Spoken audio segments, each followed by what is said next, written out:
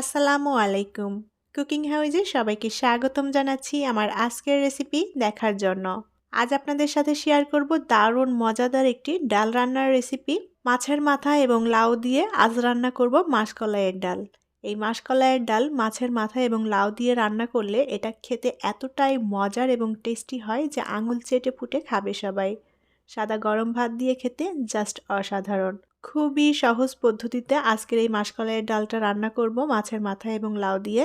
তাহলে চলুন রেসিপিটি দেখে নেই। আমি এখানে বড় একটা রুই মাছের মাথা নিয়েছি। মাথাটা খুব ভালোভাবে ধুয়ে পরিষ্কার করে নিয়েছি। আর নিয়েছি লাউ। আমি লাউটাকে এভাবে একটু মোটা করে কেটে নিয়েছি। এটা আপনাদের পছন্দ মতো করে কেটে নিতে পারেন। আর ডালের মধ্যে লাউ দিয়ে রান্না করতে হলে লাউটা অবশ্যই কচি দেখে নিতে হবে, তাহলে খেতে ভালো লাগবে। কচি লাউ না নিলে এই ডালটা খেতে একদমই ভালো লাগবে না। তো লাউগুলোও আমি খুব ভালোভাবে ধুয়ে পরিষ্কার করে নিয়েছি। আর যে যতটা রান্না করবেন সেই আন্দাজ মতো করেই নিয়ে নিতে হবে। তবে লাউয়ের পরিমাণ এখানে খুব বেশি দিচ্ছি না, অল্প করে দিচ্ছি। একটা বাটি নিয়ে নিয়েছি। এখন এই বাটির মধ্যে আমি নিয়ে নেব মাসকলাইয়ের ডাল। মাসকলাইয়ের ডালগুলো আমি শুকনো খোলায় টেলে তারপরে এভাবে একটু গুঁড়ো করে নিয়েছি। আর এই মাসকলাইয়ের ডালটা একটু টেলে নিলে খুবই সুন্দর একটা ফ্লেভার আসে। ডালগুলো টালার পরে আমি ব্লেন্ডারে ব্লেন্ড করে নিয়েছি। বাজারে আস্ত এবং গুঁড়া দু ধরনেরই ডাল কিনতে পাওয়া যায়। মাসকলাইয়ের ডালটা আস্ত কিনে আমি এভাবে টেলে তারপরে গুঁড়ো করে রেখে দিই। তো পরিমাণ মতো নিয়ে নিলাম। ডালটা যতটুকু রান্না করব সে আন্দাজ মতো করেই নিয়ে নিয়েছি। এখন এই ডালের মধ্যে আমি কিছুটা পানি দিয়ে দেব। পানি দিয়ে ডালটাকে আমি কিছুক্ষণ ভিজিয়ে রাখবো, এতে করে ডালটা নরম হয়ে যাবে আর ডালটা তাড়াতাড়ি রান্নাও হয়ে যাবে। তো পরিমাণ মতো পানি দিয়ে খুব ভালোভাবে নেড়ে চেড়ে পানির সাথে ডালটা গুলিয়ে নিয়েছি। এখন এটা কিছুক্ষণ আমি রেস্টে রেখে দেব। প্যানে পরিমাণ মতো তেল দিয়ে দেব। এখন এই তেলের মধ্যে দিয়ে দেব হাফ চা চামচ পরিমাণ আস্ত জিরা। জিরাটা একটু ফোড়ন দিয়ে নেব। আর দিয়ে দেব 2টা তেজপাতা, 2 টুকরো দারুচিনি দিয়ে দেব। আর দিয়ে দেব 4টা এলাচ এবং 4টা লবঙ্গ।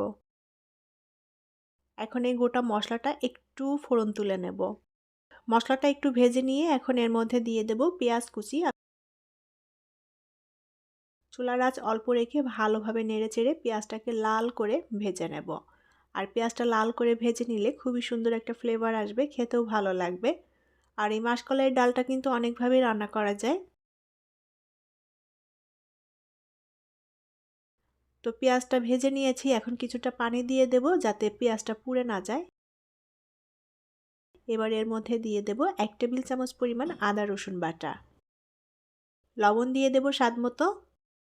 শুকনা মরিচের গুঁড়া দিয়ে দেব 1 চা চামচ পরিমাণ।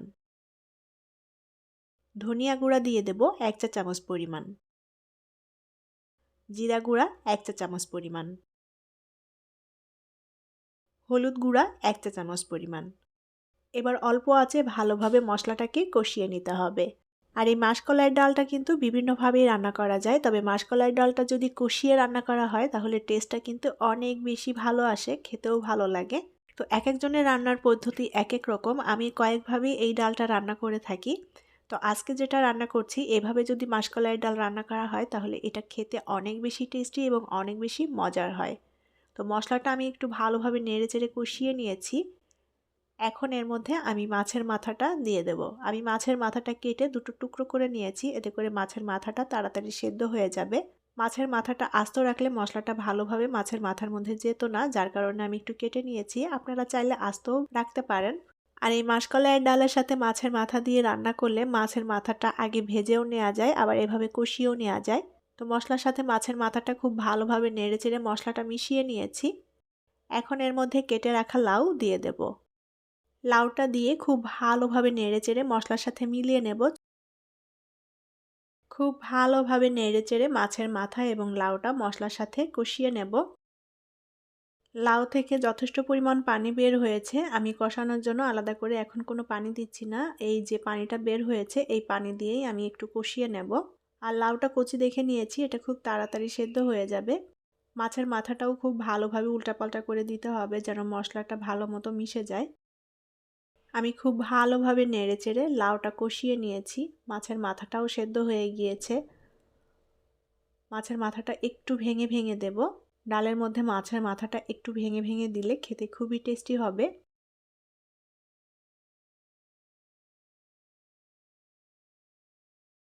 আমি মাছের মাথা এবং লাউ একসাথে খুব ভালোভাবে কষিয়ে নিয়েছি।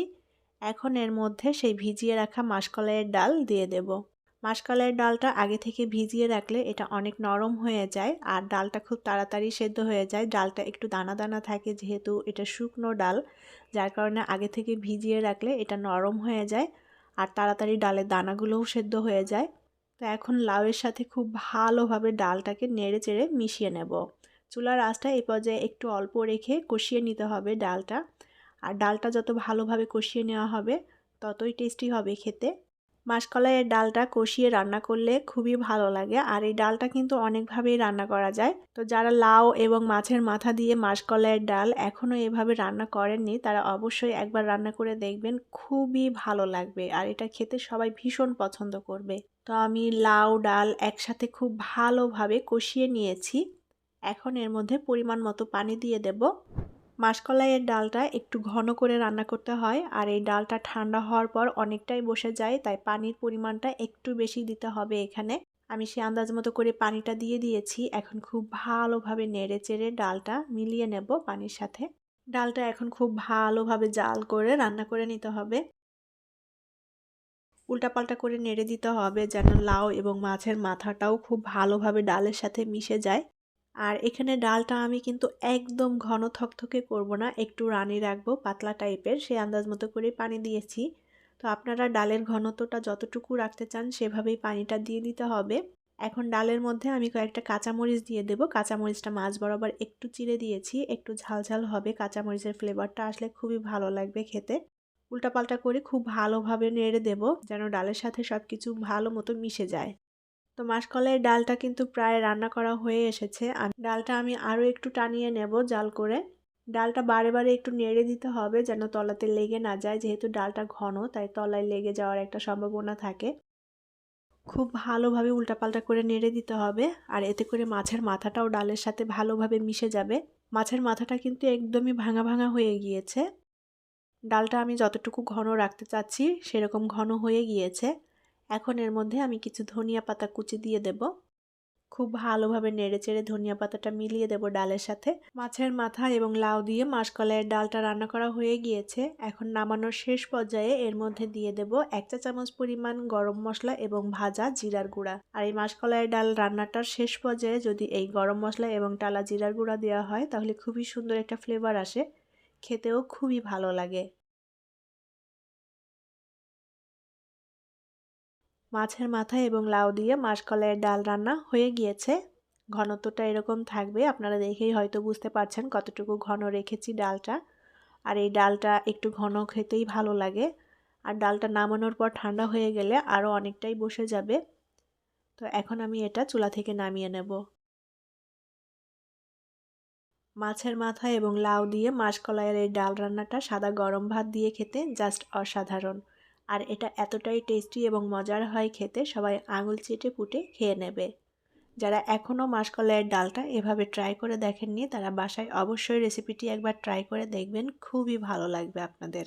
আশা করি আমার আজকের রেসিপি আপনাদের কাছে ভালো লেগেছে। আর রেসিপিটি যদি ভালো লেগে থাকে তাহলে প্লিজ ভিডিওটি শেয়ার করবেন। পরবর্তী রেসিপি দেখার আমন্ত্রণ জানিয়ে আজকের মতো বিদায় নিচ্ছি। সবাই অনেক অনেক ভালো থাকবেন। আল্লাহ হাফেজ।